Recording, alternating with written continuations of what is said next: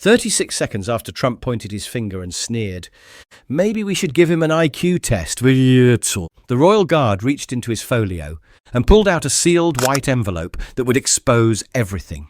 What was inside that piece of paper made the most arrogant man in the room go completely silent, like he'd just seen his own reflection for the first time. But before we show you how we got there, make sure you're subscribed and drop a comment below telling us where in the world you're watching from. Because this isn't just a story about intelligence, it's about knowing when to speak and when to let the truth do it for you. The late afternoon light filtered through the tall windows of the Palais des Nations in Geneva. It was supposed to be diplomatic theatre, one of those defence summits where everyone pretends to get along for the cameras, while calculating how much they actually trust each other. But from the moment Trump's delegation walked in, you could taste the tension. The room was packed with grey suits, dark uniforms, and carefully positioned flags. Each country had brought their A-team, battle-tested generals, foreign ministers, NATO officials who'd seen enough classified briefings to make your head spin. And then there was Captain Theo Marsden, 38 years old, sitting perfectly still at the edge of the British delegation. His Coldstream Guard dress blues stood out against all that diplomatic grey, the kind of red that makes tourists stop and stare, except this wasn't Buckingham Palace. And he wasn't there for show. At least, that's what everyone assumed. Some delegates had whispered, "Why is a ceremonial guard here?" The official line was "symbolic military observer," added last minute by the British Defence Secretary. But if you looked close, you'd notice things. The way he held his left shoulder slightly higher, the faint scar through his right eyebrow, hands too calloused for ceremony. Most people didn't look that close. They saw the uniform, the perfect posture, and figured that's all there was. Trump was one of those people. Marsden had grown up above a pub in Rotherhithe. His mother worked the taps downstairs. His father had served in North Africa back in '43. Came home with stories he never told and words he couldn't read. When letters arrived from his father's old unit, his father would hand them to 8-year-old Theo and say, "Make them make sense, boy." So Theo learned to read by sounding out casualty reports, stumbling over words like posthumous and valor until they stopped feeling foreign. His father died when Theo was 15. At the funeral, his mother whispered, "He was proud of how you read to him, said you made the words sound like they mattered." That's when Theo understood that words weren't just sounds, they carried weight. He joined the Guards at 18 for steady income and structure. What kept him there was different. But it was Helmand Province where Theo really learned what those words meant. May 18th, 2012. An American column was heading straight into what intelligence called a probable ambush scenario. Fancy words for a killing field. Theo was running backup communications when the main satellite feed got jammed, leaving 37 coalition soldiers driving blind through Taliban territory. He didn't wait for orders. He grabbed 2 incompatible radio terminals and started building a bridge between systems never meant to talk to each other. For 27 seconds, that's all the window he had, he manually adjusted signal angles while mortar rounds whistled overhead. It shouldn't have worked. 1 degree off, and the convoy would have been rerouted directly into hostile fire. But it did work. The convoy turned south instead of east. 6 American soldiers, who should have died that day, got to go home instead. Theo never talked about it. When the commendation paperwork got buried in red tape, he didn't fight it, because that wasn't why he did it. Now, 10 years later, he was watching Trump hold court like a reality TV star who'd wandered into the wrong studio. By the third panel discussion, Trump was already off script. "We're not here to admire uniforms," he said, gesturing broadly. "We're here to talk real defense, real intelligence, results." The moderator tried to steer things back. "Let's move to military intelligence sharing protocols. President Trump, would you like to begin?" Trump leaned toward the microphone. "Sure," he said, "but let's be honest. Some of the guys here talking about intelligence are just here for show." He looked around the room, then pointed directly at Theo. "Like him," Trump said. "No offense, Captain. Or is it Sergeant? Whatever. But I don't think the guy who stands outside Buckingham Palace blinking once every 6 hours should be lecturing us on IQ." The American delegation laughed. Camera shutters clicked. Theo didn't move, didn't blink. The room shifted subtly. Conversations got quieter. People stopped taking notes and started watching. The moderator cleared his throat. "Thank you, Mr. President. Captain Marsden is present today as a recognized delegate." But Trump cut him off. "Ceremonial, sure. But we're talking intelligence now, real-world results. Tell you what, how about we ask him a few questions? Maybe hand him an IQ test. Bet we'd get some surprising results." The silence that followed was loaded. And that's when Captain Theo Marsden raised his hand. Not dramatically, just a calm, deliberate movement. The moderator blinked. "Captain Marsden, you'd like to respond?" Theo stood up and stepped to the central microphone. "I'll answer with facts, not figures. But first, I need to submit something for the record." He reached into his leather folio and drew out a sealed white envelope. No markings, just thick, official paper. He placed it on the moderator's table and returned to the microphone. "This document was cleared by the UK Ministry of Defence for international submission this morning," he said.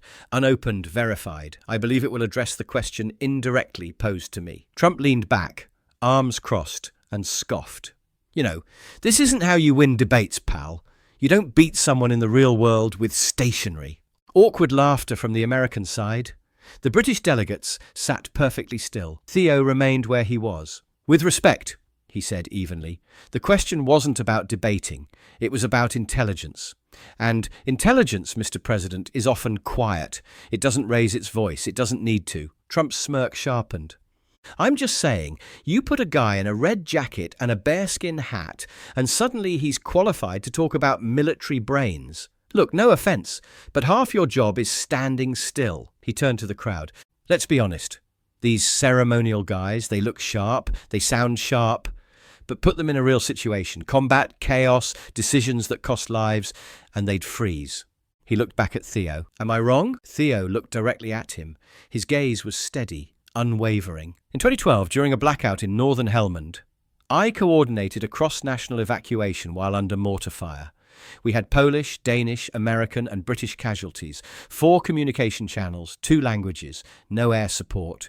I patched communications using a damaged relay unit and bled through my uniform for 2 hours to keep one of your men breathing until the airlift arrived." He paused. "I don't recall freezing." The room went dead silent. Trump blinked first. "It's a great story," he said, waving it off.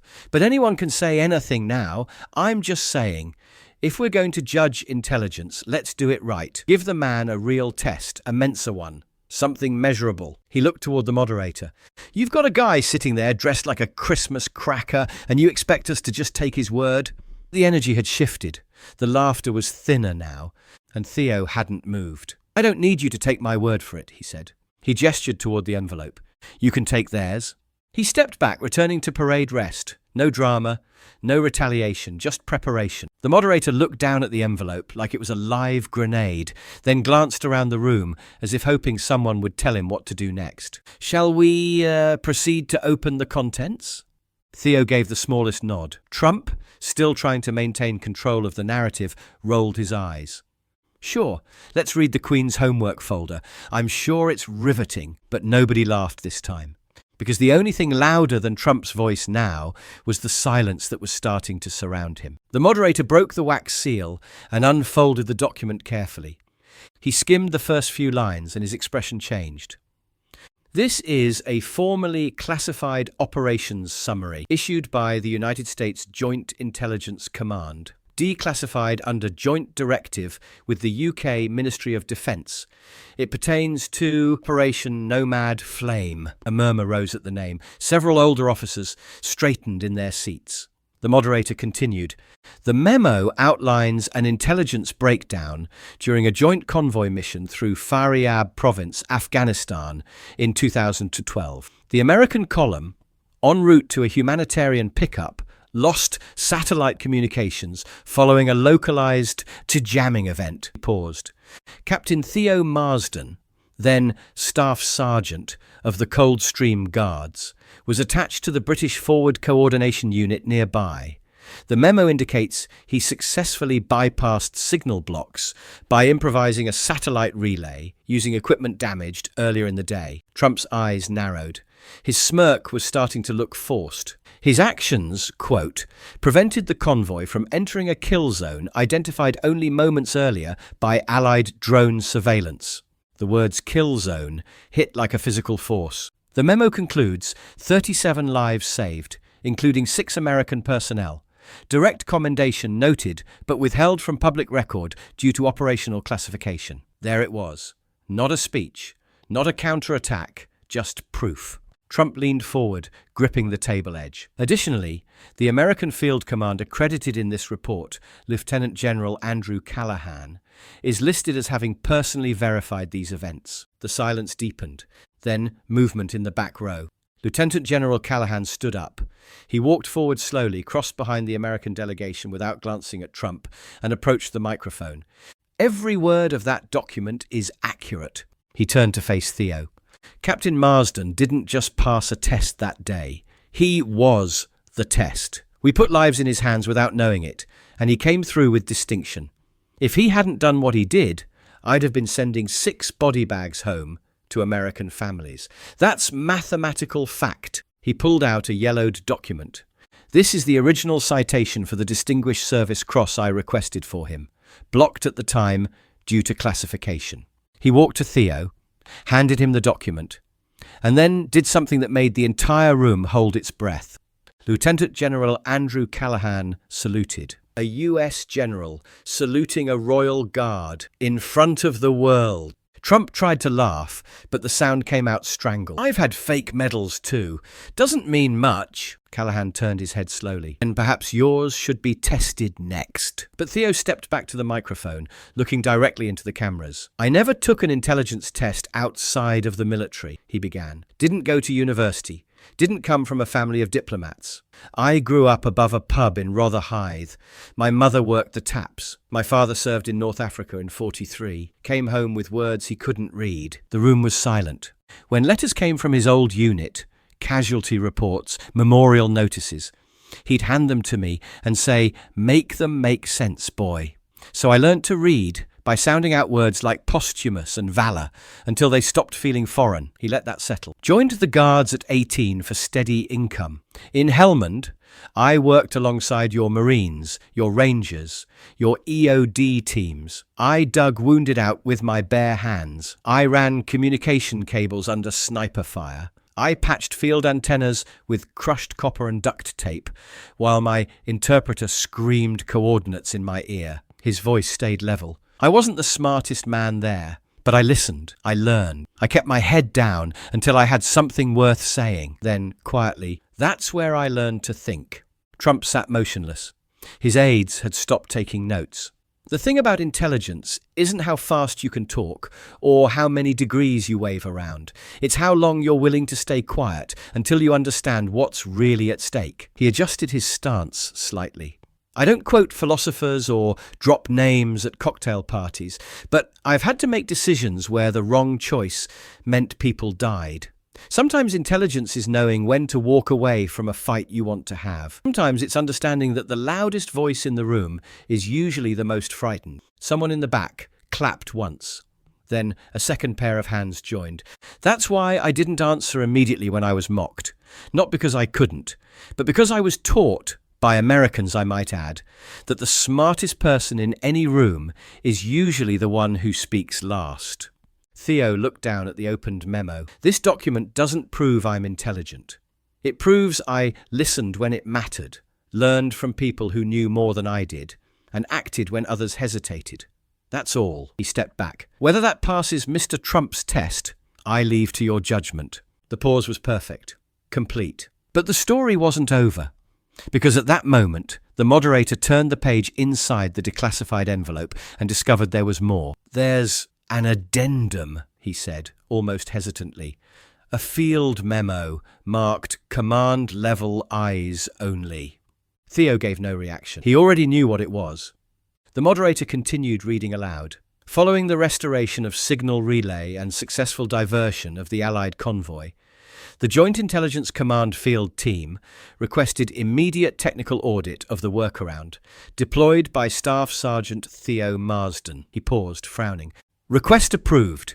Debrief indicates Marsden bypassed encryption latency by soldering an improvised analog bridge between two incompatible satellite terminals. This required real-time line-of-sight relay adjustment using visual triangulation markers under live fire. Someone in the American delegation let out an audible breath, half disbelief, half awe. Conclusion: the patch should not have worked under field conditions. The timing window was under 27 seconds, margin of error under 5 meters.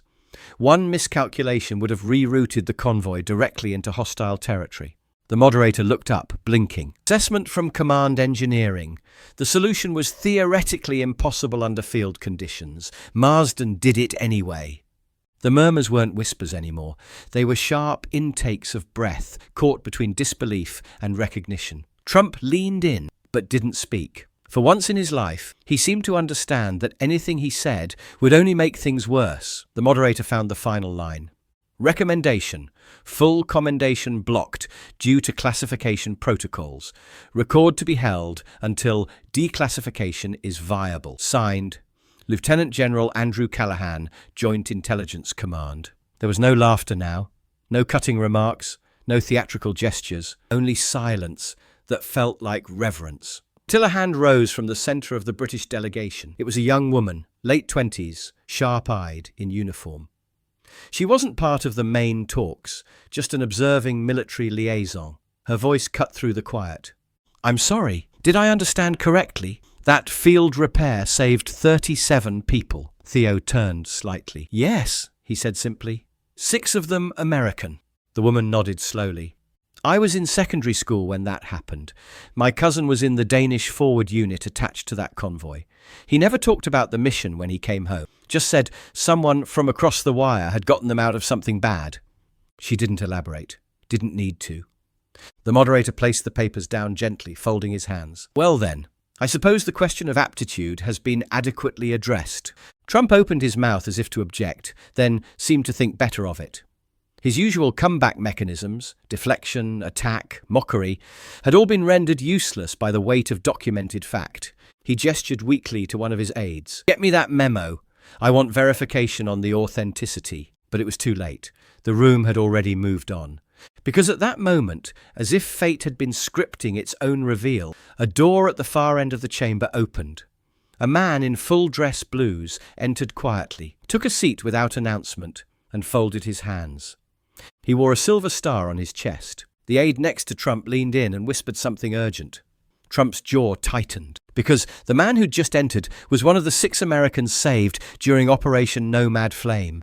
He didn't speak, didn't stand, didn't make any grand gestures. He simply looked across the room, caught Theo's eye and gave the faintest nod. Theo returned it. Nothing more was needed. Just 2 men who'd never formally met, connected by a moment that had passed in chaos and dust years ago, now crystallized in quiet recognition. Lieutenant General Callahan hadn't returned to his seat. He remained standing beside the moderator's table, one hand resting lightly on its edge. "May I speak once more?" The moderator nodded. Everyone else seemed afraid to breathe. "I remember that day with perfect clarity," Callahan began. "May 18th, 2012. We were scrambling to evacuate a joint convoy from Faryab province. Intelligence was compromised. Jammed communications, corrupted drone feeds, 2 support vehicles already hit by IEDs the day before." He shifted toward Theo. "I didn't even know his name at the time. Just heard over the radio that some Brit in the rear had jury-rigged a signal fix and was rerouting our path 5 minutes south of the original route." His eyes scanned the room. 5 minutes. That's all the difference it made. 5 minutes of clearer communication, rerouted satellite positioning, and suddenly we weren't headed into a kill zone. We were skirting around it. He looked over at the American with the silver star, who nodded quietly from his seat. 3 of the men saved that day came from my direct command. Then he turned back to Theo. Captain Marsden didn't just demonstrate intelligence that day. He showed discipline under pressure, ingenuity under fire, and the rarest quality of all, He never once used that moment for personal advancement, didn't seek promotion from it, didn't even mention it in passing conversation. Callahan raised the yellowed commendation citation still in his hand. This was written 10 days after the operation. I submitted it personally. I fought to get it approved, but bureaucracy buried it. Too sensitive, they said. Wrong timing, they said. His voice hardened with conviction. Well, the timing is right now. He walked across the floor again, not in performance, but with the gravity of someone setting a historical record straight. This time, instead of simply handing the citation to Theo, he unfolded it and read it aloud for the world to hear. For actions above and beyond the call of duty under non-combat classified engagement parameters, demonstrating exceptional field intelligence, composure under enemy fire, and preservation of Allied life, Captain Theo Marsden is recommended for the Joint Defence Medal of Valor. He paused, letting the words settle into the official record, then folded the paper and placed it on the summit table between them. I regret that it took a public insult and global broadcast for this story to see daylight, but I'll be damned if it gets buried again. The silence that followed wasn't uncomfortable. It was sacred. Even the American journalists, who'd arrived ready for partisan sound bites and political theatre, sat transfixed by what they were witnessing. Trump leaned back, fingers steepled, making one last, desperate attempt to salvage the situation. Well, it's just paperwork. Doesn't really prove anything about... Callahan didn't raise his voice. He simply turned his head, locked eyes with the former president, and delivered the line that would end the conversation forever. Then perhaps it's time your record gets unsealed too. The moderator instinctively reached for the microphone switch, recognizing that the room needed a moment to process what had just happened. Because there it was, closing statement, a warning, and a truth that couldn't be spun or deflected or tweeted away. Theo stepped forward, not toward Trump, not toward the podium, but toward the edge of the platform. He picked up the sealed envelope that had started this entire exchange and quietly slid it back into his folio. He said nothing more, because he no longer needed to. By the time Captain Theo Marsden returned to his seat, the entire dynamic of the room had transformed. He didn't walk with triumph or swagger. He simply resumed his place at the British table, folio zipped, hands folded, posture as straight as ever. But everyone felt the change, and no more casual insults, no more dismissive comments. Even the background chatter of press notes and whispered aid consultations had stopped. The moderator cleared his throat, clearly trying to restore some semblance of normal diplomatic procedure. We'll now proceed with the prepared joint resolution statement. The words felt hollow, like trying to return to small talk after witnessing a car accident. Because in the media section behind the glass barrier, something was already happening. British correspondents typed frantically. Camera operators adjusted their angles to keep Theo in frame. A Scottish journalist whispered urgently into her headset, "This is unprecedented. Sealed defence document just unpacked. Undisclosed Royal Guard combat record. Direct connection to American casualties in 2012. It's already trending." An American reporter tapped his earpiece, nodded, then pointed at his screen. The silence that spoke is exploding across platforms. People are calling it the most powerful non-response in political history. Near the front, a young cadet, probably a guest from a local military academy, turned to his companion and whispered, "I thought Royal Guards just stood around looking pretty." His friend replied, "Apparently we all did." But the moderator was still trying to maintain diplomatic protocol. Moving to cyber defense coordination frameworks. Nobody was listening, not really. Every eye in the room, whether openly or peripherally, remained fixed on the man who hadn't said a word since returning to his seat. Trump leaned sideways toward a senior aide, whispering something that the microphones weren't supposed to catch, but did anyway.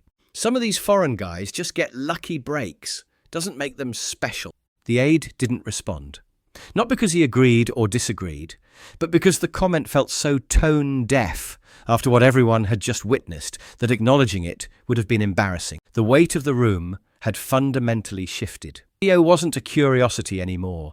He wasn't a ceremonial afterthought or a diplomatic token. He was the man who had answered mockery with evidence, insult with honor, and arrogance with quiet, unshakable dignity. And that silence, that refusal to stoop to the level of his attacker, spoke louder than any comeback could have. From the back row, the American with the silver star stood and quietly walked out.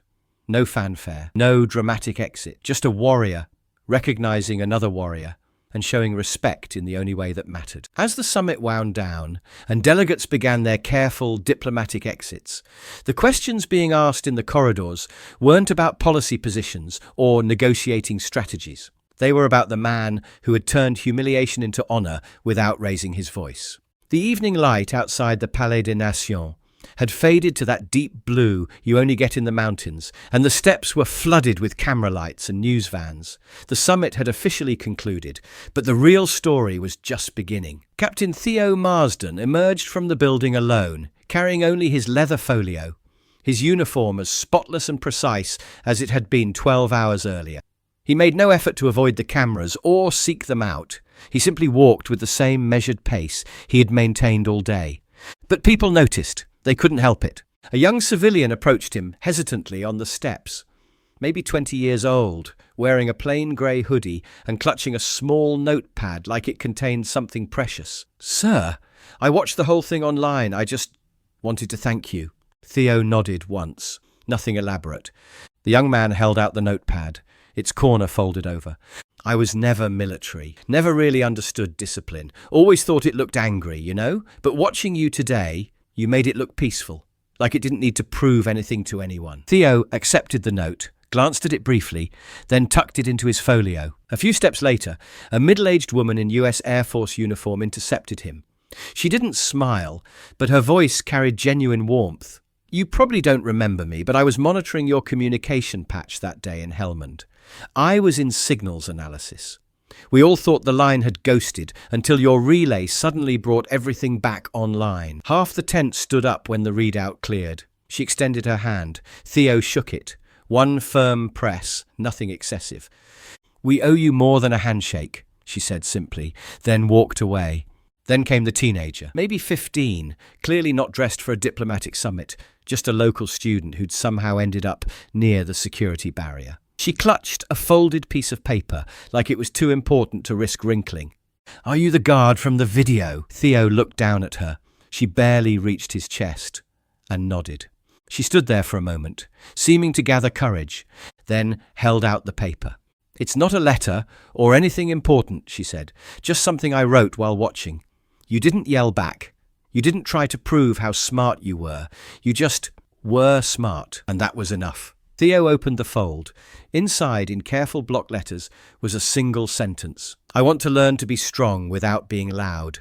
He looked at the note for a long moment, then folded it again and placed it next to the other papers in his case. "You already have," he said quietly. Then he turned and walked toward the waiting transport vehicle, a simple black car with British diplomatic plates. No security detail, no press entourage. Just a man heading home after a day's work. But behind him, something lingered in the evening air. Not applause or cheers or viral fame. Something deeper. The kind of presence that truth leaves behind when it's spoken simply and without decoration. The kind of weight that comes from watching someone refuse to be diminished by someone else's smallness. His car pulled away from the curb. The lights of the news vans and cameras continued to flash. But they weren't capturing the real story anymore. The real story was already spreading through social media posts and text messages and quiet conversations in coffee shops around the world.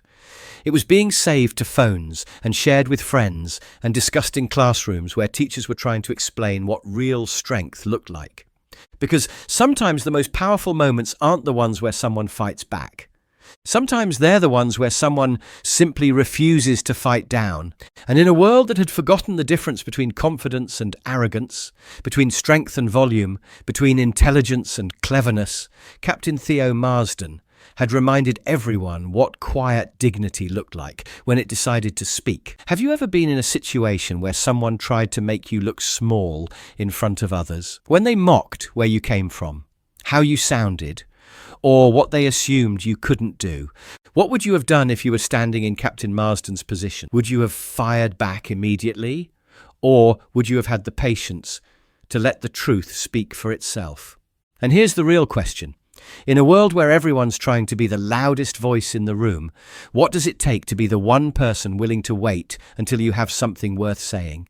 If this story reminded you that real power doesn't need to shout, hit that like button and let us know in the comments what moment hit closest to home for you. Make sure you're subscribed for more stories like this one. Moments when quiet courage defeats loud arrogance, when earned respect trumps inherited privilege, and when the right person at the right time reminds us all what strength really looks like. Ring that notification bell so you never miss these stories, because they're happening more often than you think. They just don't always make the headlines. Share this with someone who needs to be reminded that their voice matters, that their story has weight, and that sometimes the most powerful thing you can do is refuse to let someone else make you smaller than you are. Your next story is waiting. Click it now, and we'll see you tomorrow with another reminder that the strongest voices are often the quietest ones. Real power whispers. And when it does, the whole world stops to listen.